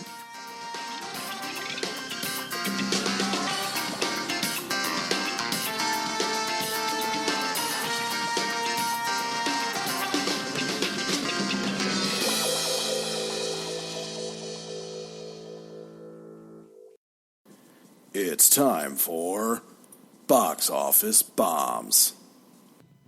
All right, Box Office Bombs. I don't know if you guys noticed, IndieWire threw out an article talking about has Marvel's fatigue set in since Deadpool only did $125 million in its opening weekend. They were disappointed. They were expecting 130. Oh, man, fatigue set in. I'm like, okay, around the world it was over 300 million. Yes. And even domestically, it got its budget back in the opening weekend. Yes. I think if you get your budget back in the opening weekend, I think you're okay. Yeah. Well, IndieWire is by Yui Bull, though. Yeah. Damn you, IndieWire. They have good Oscar picks, though. Well, because Yui Bull knows a quality film when he sees one. He just doesn't know how to make one. Yeah, they did predict Moonlight that one year. Yeah, but it didn't win first. Still won the best. La La Land. Look at me. I'm talking about jazz. Look at my hands. Have you seen La La Land yet? Yeah, of course I did. No, he's never going to see it. It's too much fun for him making fun of it without seeing it. He would really like it. Oh, I'm sure I would. Like a fork in the eye, too. Anyways, what else we got? Speaking of Deadpool 2, it was number 1 in the top 5 this week, making $125 million in its opening weekend on its $110 million budget. Well done. Number 2, Avengers: Infinity War made another $29 million, a total of $595 million on a budget of $300 million. That is just domestically. Worldwide, have they cracked $1 billion? Oh, yeah, it was fastest to crack $1 billion. Fastest to $1 billion.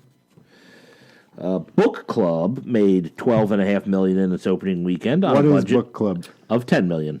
Alicia Silverstone and a lot of other people, older Alicia women. Silverstone was in it? Yeah, that's why she's in the by herself. I was wondering. It's a bunch of older women who start a book club and read 50 Shades of Grey and go on their own sexploitations. And then they read Titanic, a true story of a zombie outbreak or something like that. So wait, Alicia Silverstone counts as an old woman now? I didn't realize she was in this. I don't know. She is in it. It was Diane Keaton, Olympia Dukakis. Diane Keaton was Kathy Bates. older than I am now, and Annie Hall came out in the 70s. Alicia Silverstone is not Mia the same Farrow. age as Diane Mia Keaton. Farrow. He's just throwing out names. None of them are actually in the movie. How do you know? Because I saw that, well, except for Alicia Silverstone. Yeah, you saw the trailer and you still didn't know Alicia Silverstone. Because there were 4 old women who Alicia Silverstone wasn't one of them. I think you lied. Candice Bergen. I can't remember who else was in it. But it wasn't Candice any of the Bergen? women. Candice Bergen was in it, yes. Diane Keaton is recently widowed after 40 years of marriage. Vivian, a.k.a. Jane Fonda, enjoys her men with no strings attached. I would be okay with them being called old women. Sharon, Candice Bergen, is still working through her decades-old divorce. And Carol, Mary Steenburgen. What? Mary Steenburgen is old? Well, she is. She's in a slump after 35 years. Okay, so it's like the Golden Girls? Exactly. They're not that old, but still older than Alicia Silverstone. The lives of these 4 lifelong friends are turned upside down. What? They're not that old? You realize the Golden Girls weren't that old? They were just in like their 50s? These women are older than the Golden Girls were when that show started. Really? Yes. Really? Really? They looked much older in anything that I remember seeing with them. The lives of these 4 lifelong friends are turned upside down when they went to Fresh Prince of Bel-Air. After reading the infamous 50 Shades of Grey. From discovering new romance to rekindling old flames, they inspire each other to make the next chapter the best chapter. In the top 5 people with the stars, Alicia Silverstone is not in it. Are you sure she's even in it? Well, I don't know. I can't be... Ryan is the one that put this together, so I guess I should ask him. Craig T. Nelson's in it. Just letting you know. Which, again, would fit in the same age group as the rest. Let's see if Alicia Silverstone. Keep going, Jeff. Number 4th, Life of the Party, made $8 million, a total of $31 million on a $30 million budget. And Breaking In made $6.5 million, a total of $29 million on a $6 million budget. Alicia Silverstone is 9th ranked. Ninth mention? 9th mention. She is in Book Club. And she plays Jill. She's probably one of the other women's daughters or something. Or the one that somebody's having an affair. Don Johnson is in it, and Andy Garcia. Would you count them as old? I'd guess Andy Garcia is probably about Mary Steenburgen's age, right? Yeah. Don Johnson's pretty old. So there you go. There's your book club review. Oh, Don Johnson. Yeah. Is in that book where they read the book where his daughter plays the girl from the movie. That's all levels of creepiness. Anyways. Okay. Well, that is the top 5 of the week. Upcoming on May 25th, we have Solo, a Star Wars story. Jason's got his tickets already for this weekend? Yes. I don't. I may see it this weekend. I may not. I may go the following weekend. I may not. Alicia Silverstone plays Diane Keaton's daughter. Well done, Jeff. Good job. I figured that out. Yay. I don't know why they're on the buy-sell. Maybe Diane Keaton should have been. Yeah, maybe Diane Keaton should have, but you put Alicia Rocket put Alicia Silverstone. I didn't do anything with this. All I know is after number one fan Doug asked for the Hollywood Stock Exchange, our interns hate him for trying to find comparisons. Let's get right to it. Well, we'll start off with Alicia Silverstone, buying or selling stock in the career of Alicia Silverstone. She is at... Wait, you got Mary Steenburgen here. As the comparison. Should Mary Steenburgen be on the list?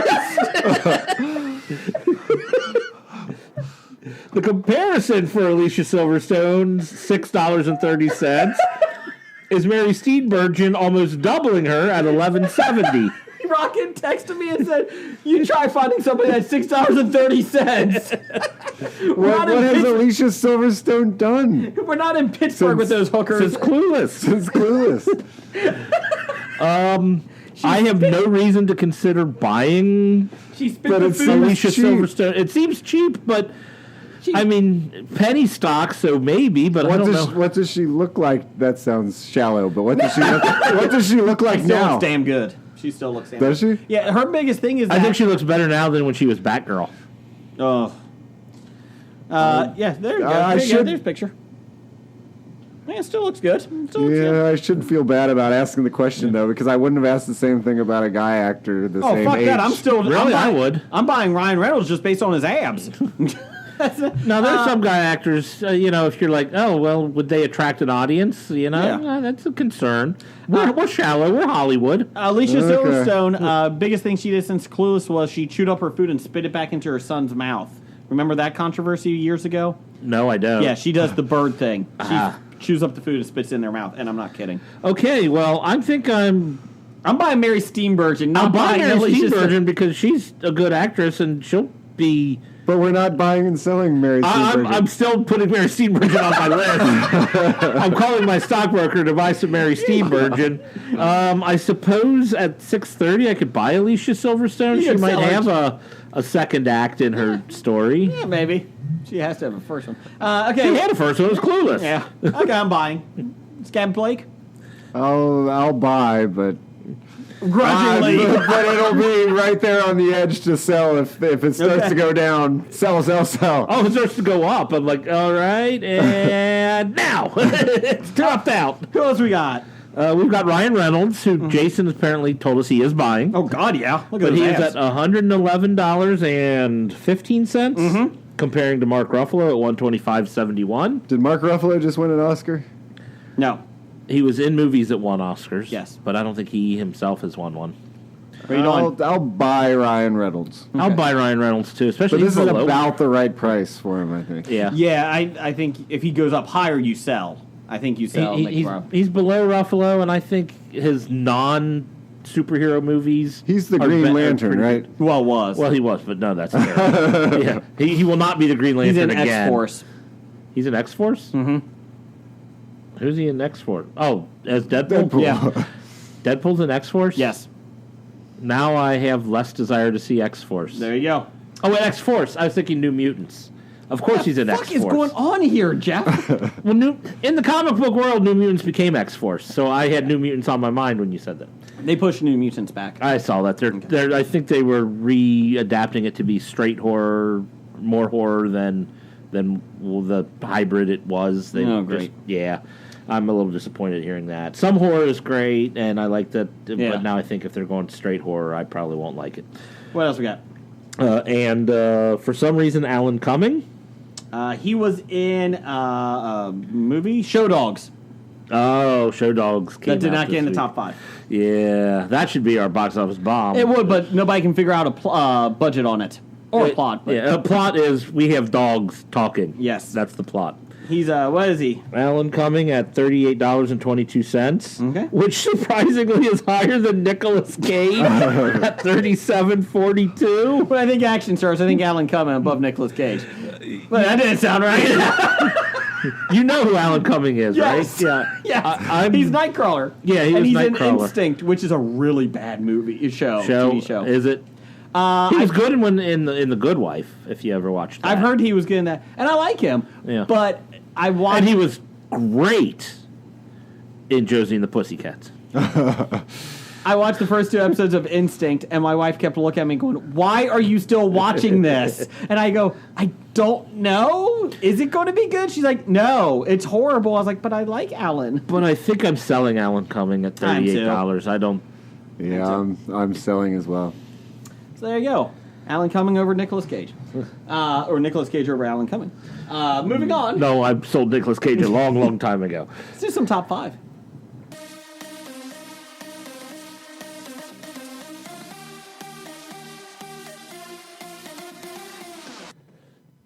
And top 5 this week is, without the real Blake here, top 5 superhero costumes.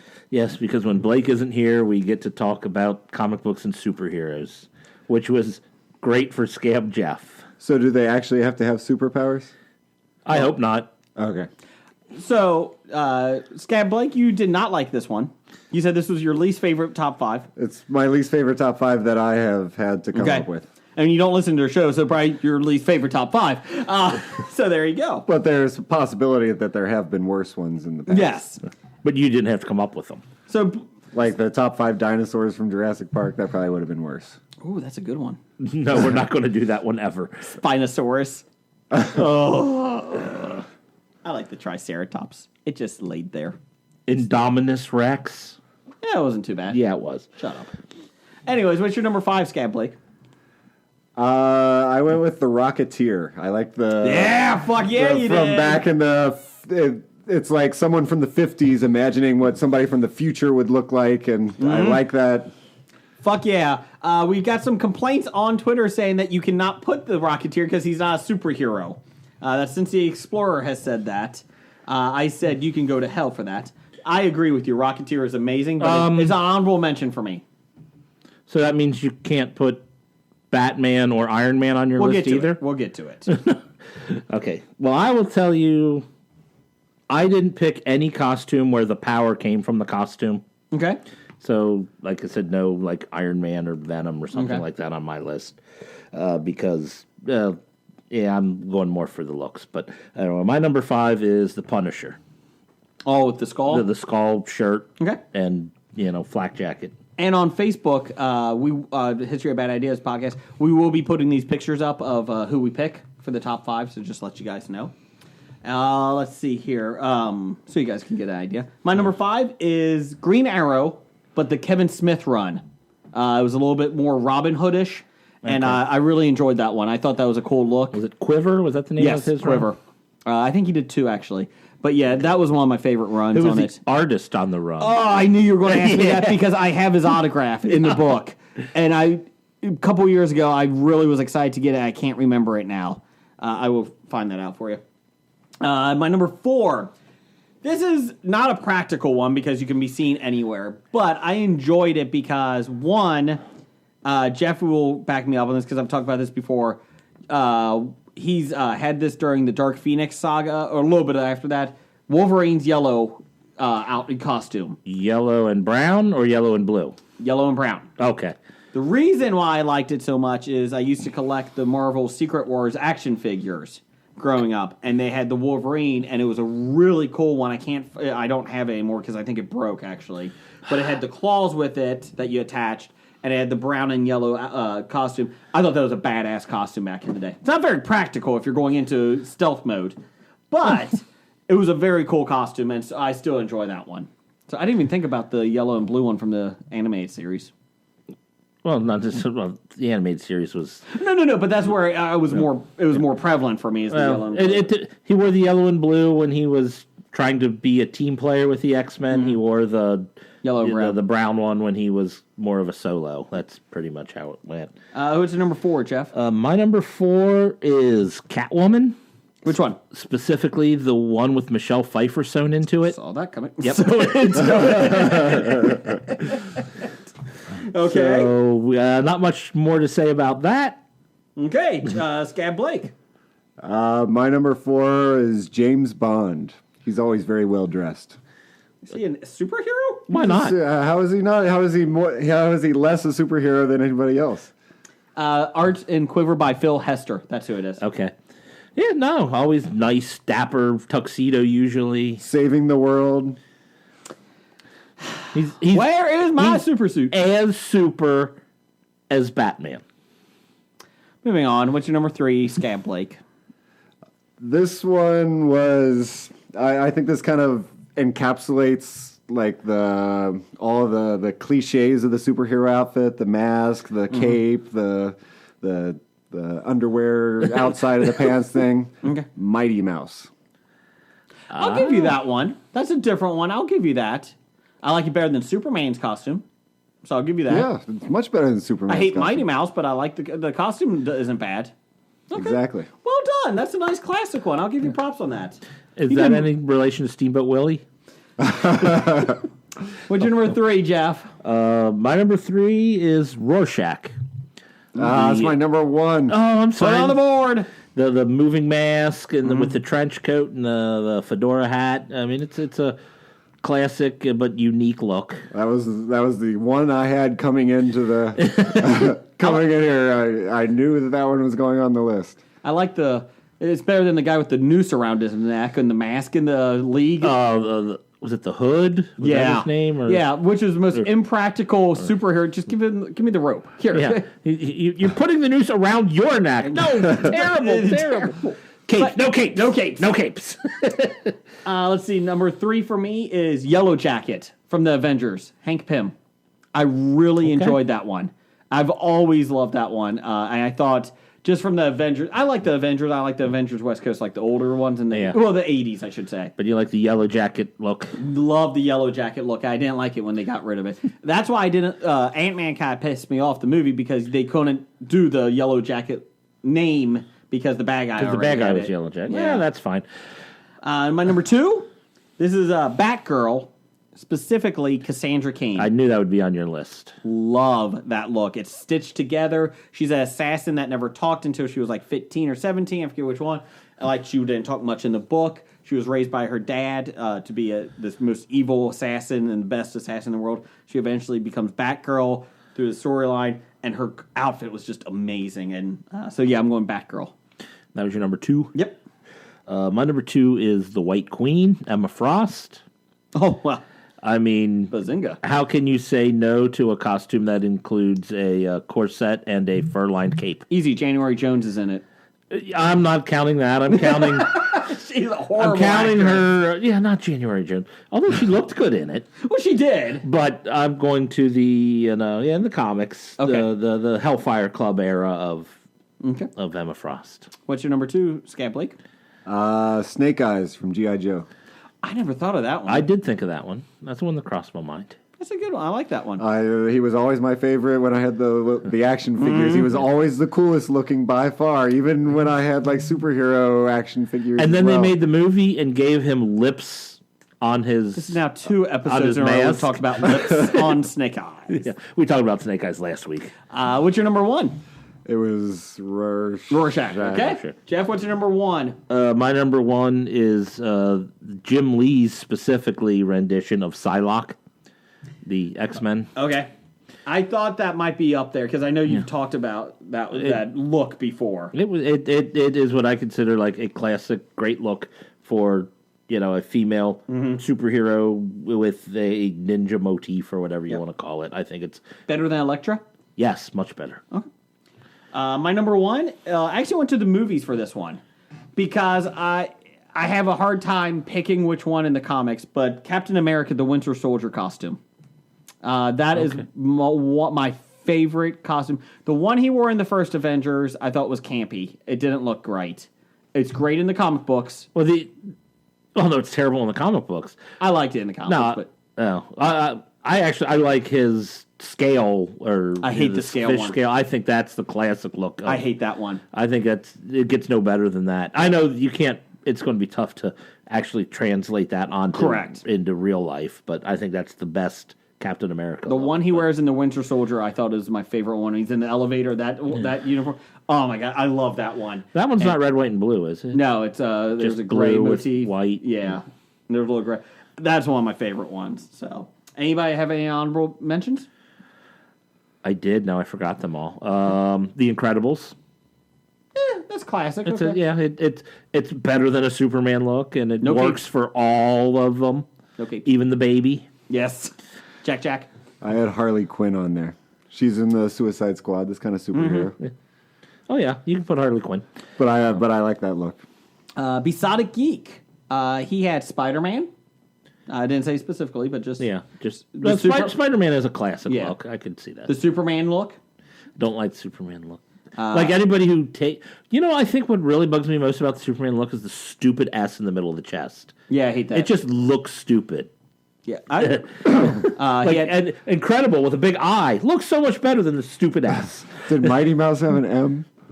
I didn't think he had anything. But I could he didn't wrong. have anything. I thought it was. Yep. Batman, the classic look. Harley Quinn from the animated series. And number one... Oh, I did not like the animated series Harley Quinn. That was kind of, Where she's dressed as a jester. Yeah, I'm not a big fan of that one. Yeah, okay. Number one, Dr. Manhattan, the full lower version. And then he added a gift to that for my... So I got to see... Who was that from? Besotted Geek. Oh, okay. Thanks. And it's animated. Thank you. I didn't think of Dr. Manhattan, and I even picked Rorschach. Honorable mention, Torch Boy. That was good. I thought about Torch Boy. Thanks I'm like, for that. okay, it's all fire. Yeah. Which is cool. No. And then I also thought about taking Iceman because it's all ice. I did like it. I like Iceman when he finally becomes Iceman in Dark Phoenix, the third one. When he actually turns into ice? Yeah. Let's see. No, I thought of the original Iceman when he looked like a snowman. Yes, the from the cover of the X-Men, yep.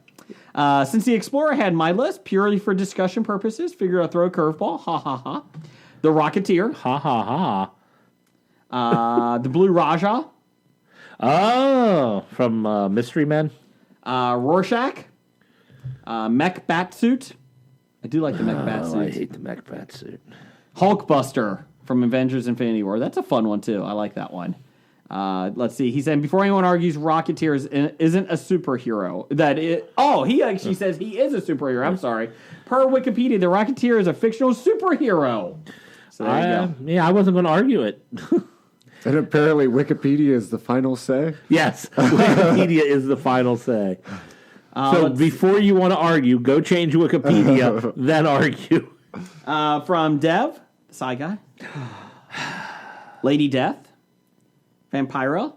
Vampirella. Thank you. Red Sonja. Red Sonja. Areola. Areola. Oh, that is Areola. What? Ariella, Warrior Nun. And Shy.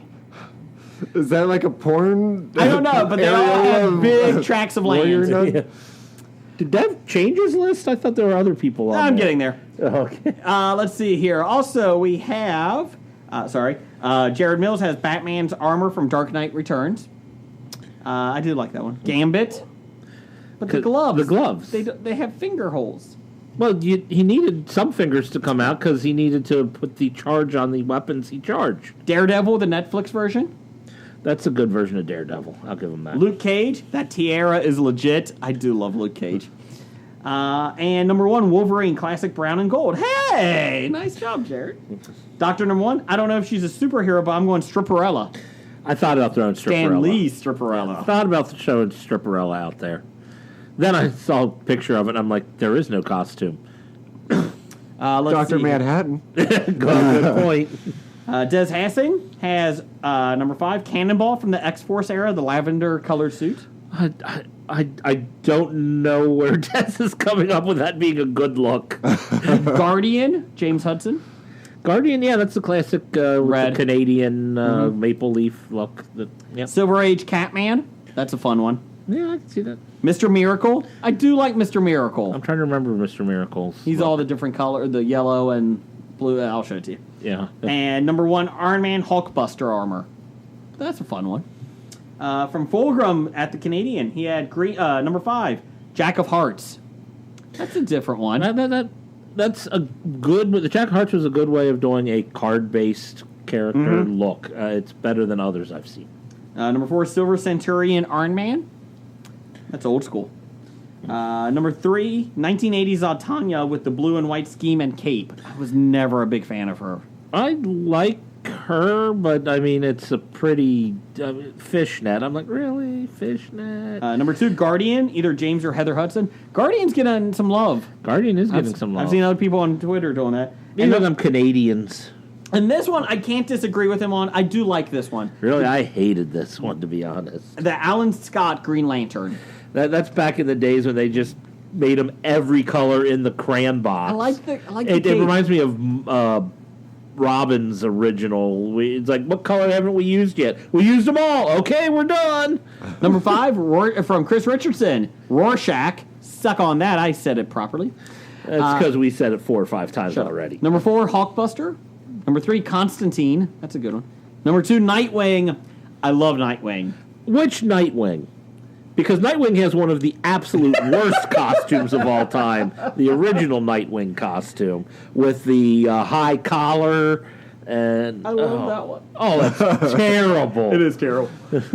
And then number 1, Iron Spider with the things. That was awesome in Avengers Infinity War. The Iron Spider is cool, but then again, I took away costumes that were giving them extra powers. Brian Stewart said, do Kevin James' wardrobe from his movies count? No, fuck you. No, I like that. Yeah, the hockey jerseys. I can't say mad at you. Or the... Mall Cop. Kevin James, I think Kevin Smith. Oh, yeah. Mall Cop. Oh, yeah. Yeah, the security on the arm. Yeah. Can I change one of mine to Mall? Can I change my number 1? Well, we're out of time. Bad idea of the week. Number 829, flying to Greenland when you're supposed to go to Iceland. Yeah, that would be a really bad idea. Thank you, Scab Blake, for stopping by. Yes, we thank you, appreciate sir. it. And Roger says goodbye. Goodbye. Walking Dead to Talking Heads, from comic books to TV sets, there's a history. It's not so bad. There's the history. It's the history of bad, so bad. The history of bad, it's bad. The history of bad ideas. Podcast. Addendum. Trying to figure out the title. I have not many. I like the skin the best. Oh, that sounds creepy. Yep. From top to bottom. I don't know what that's from. And Jeff has a purpose. You have a purpose, Jeff. Let's see. I've got Alan Cumming over Nicolas Cage. Can't do that. Yes, you can. It's two people's names. People's names. No. That might be the only one I have. Oh, wait. No, I got this page here. My wife doesn't like your goatee. Jeff, go ahead and die. I do like that and one. a mutated version of Hobie. I do like Jeff. Go ahead and die. I had to close down Crystal Skull World. I had Chainmail Resort ? Chainmail Resort? I don't remember. I have just Mary Steenburgen. And Lips on Snake Eyes. Ooh, Lips on Snake Eyes. Mary Steenburgen. It's going to get the 80 to 90-year-old crowd we're looking for. Ted Danson might listen. That's true. Not Whoopi, though. That bitch. I do like the Jeff Go Ahead and Die one. I like that one. I kind of like My Wife Doesn't Like Your Goatee. I like the goatee one, too. Change approved. Oh, like you guys. Goodbye. Goodbye. You've been listening to Hobie.